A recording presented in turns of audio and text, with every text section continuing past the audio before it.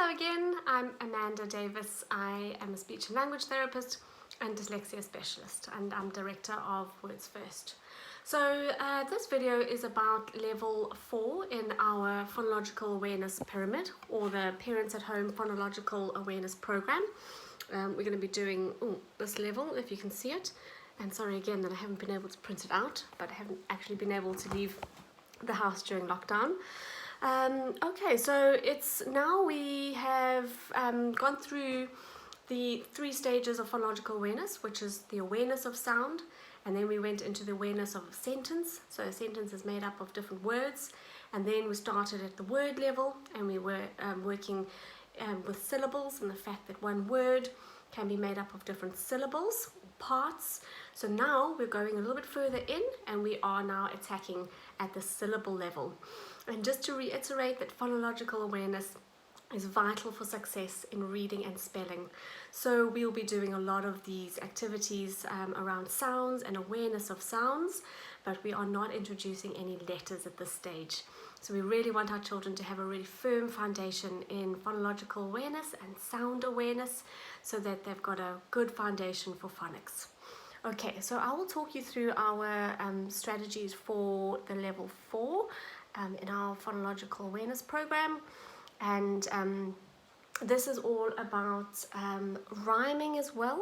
So you will see from level 2 we started with just listening to lots of rhymes, not producing anything at this stage, and I said to you, wow, it's going to be useful a little bit later on, and this is why. So level 4 we start working with rhymes, and you can see that rhyming does come a little bit later, and a lot of people do get that wrong, and they dive straight into rhyming as one of the first phonological awareness skills, but really it's quite late in development. So yes, it's nice to introduce it now at the right stage. So at this stage we've got what's called onset and rhyme. Now words rhyme when they sound the same in the middle and at the end. And I'm talking about sound the same in the middle and at the end.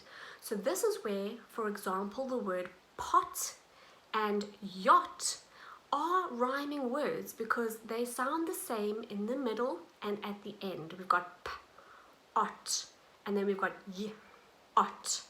So those two are rhyming words. We don't want to introduce any letters, as I've just mentioned. So it's all about the sounds of words. So let's have the word bear, B-E-A-R, or even B-A-R-E, bear, and pear, P-A-I-R, or P-E-A-R, doesn't matter. It's the sounds. So we want bear and pear. They rhyme because they sound the same. Well, those two have got only 2 sounds, b-air and p-air. So they end in the same sound. So that is what makes 2 words rhyme. They sound the same in the middle and at the end. To remember, we worked on the concept of first, middle and last, and that was in level 2. That's why we worked on that level, on those skills, because now we are actually listening to sounds in the middle and at the end. Okay, so there's a lot of fun games that you can do at this level, working within the syllables. Again, you're going to be doing things around like I spy, but you're doing onset and rhyme.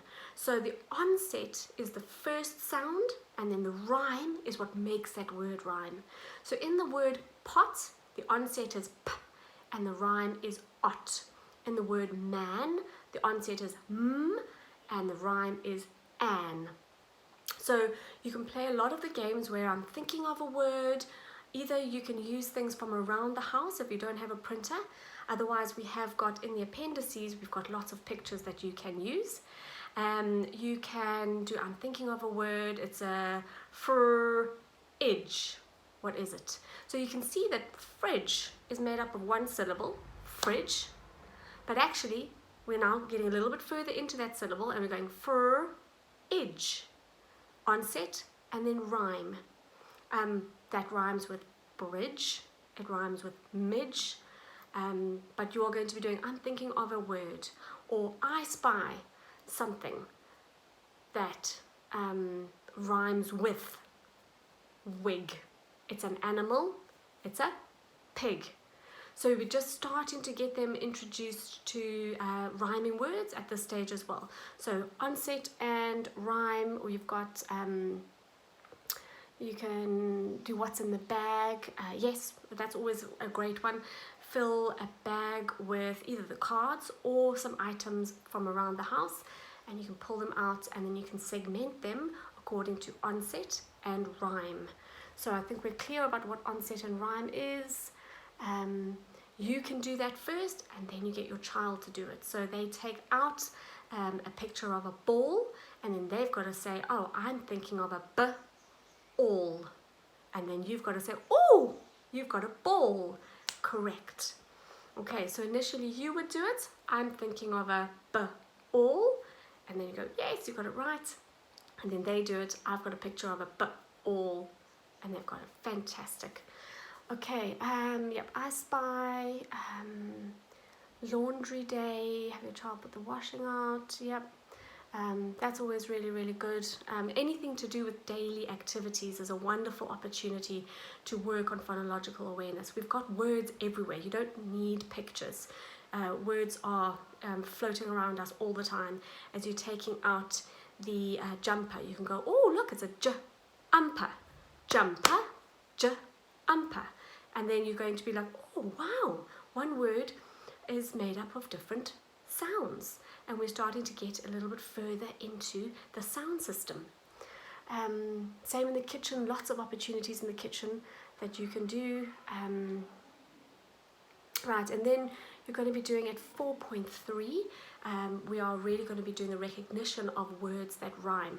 Now, when I say recognition of words that rhyme, it's understanding the two words rhyme or they don't. Now, it's very important to work on this skill before you work on the production of rhyme. And the production of rhyme is where I give a word and the child has to tell me a word that rhymes with it. So, at this stage, you're going to either cut out some of the pictures that we have given you, or you're going to be looking at books that rhyme with rhyming words in it. Of course, any of your Dr. Seuss books are going to be really, really good for this. And there are some fantastic books out there, and raps even on YouTube for Dr. Seuss that can be really interesting, especially for some older children.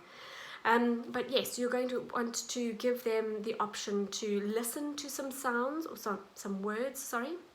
Listen to words and tell you if they rhyme or they don't. So I've got the word egg, and then I've got the word jumper. Do they rhyme? No. Egg, let's think of another one. Leg. There we go. Egg and leg. They rhyme. So you'll be doing this a lot. Remember, at this stage, you're just putting the rhyming in. You're not trying to pull out any rhymes at this stage. So you are just going over words that rhyme and words that don't. So I'm thinking of fridge and paper. Do they rhyme? No. Fridge and door. Do they rhyme? No, they don't rhyme. Fridge and bridge. Yes, they rhyme. Good. So you can use some of our cards, you can place them, and then your child can identify some of the rhyming words like frog and log out of a set of a few pictures. So that would be a good one.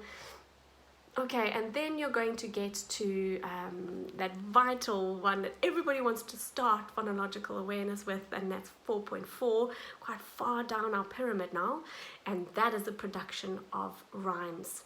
So now you are really going to be doing, I'm thinking of a word and it rhymes with wig. What do you think it is? You are now going to be giving the picture of the frog and then asking your child to produce a word that rhymes with frog. This really is a tipping point in phonological awareness development. So I want you to make sure that all those foundation skills are in place before you get to 4.4, because at this point we see children tipping over and really getting an understanding of the sound system, and then now they are going to be ready to go into the isolated individual phonemes. But if your child is struggling to produce rhymes, don't go any further at this stage. really go back a little bit and make sure that you have done enough of the foundation levels. Maybe you have done them, but maybe you went a little bit too fast, or maybe your child just needed a little extra support at that level. And then make sure those are all in place. And then when you get to the rhyming 4.4, if you can, if your child is able to start producing rhyme, then well done. It's a really pivotal point in literacy development for your child to be able to produce rhyme. Okay, and we've got some ideas there for you to do, but be creative. This is a wonderful, it's a wonderful point to get to. You can read books. Humpty Dumpty sat on the wall, Humpty Dumpty had a great, and then get your child to say fall. And then you could make up some funny ones as well. So Humpty Dumpty sat on a wall, Humpty Dumpty had a great ball. Oh, that doesn't make sense. Oh, I know, Humpty Dumpty sat on a wall and Humpty Dumpty had a great call. Ah, that still doesn't make sense. So yeah, you can have a lot of fun with them. But as I say, really important point to get to in phonological development. So take your time with this one before going on to the next step, which is level 5, and this is the crux point. This is where we want to get all of our children to. It's really the point that in year 1, as soon as children start learning to read, they are teachers and the schooling system takes for granted that those foundation skills that we have been through already are in place, and they start with level 5, knowing or assuming that children are able to identify individual sounds and words. So phonics is now going to be placed on top of level 5, and if all those foundation skills are not in place, you're going to have difficulties learning phonics, and the relationship between print and sound is going to be a little bit of a challenge. So yeah, it's really important that you've spent a lot of time getting those foundation skills in place. So that's it from me for level 4. I hope it has been useful, and I will see you again at level 5. All right, thank you for listening. Bye bye.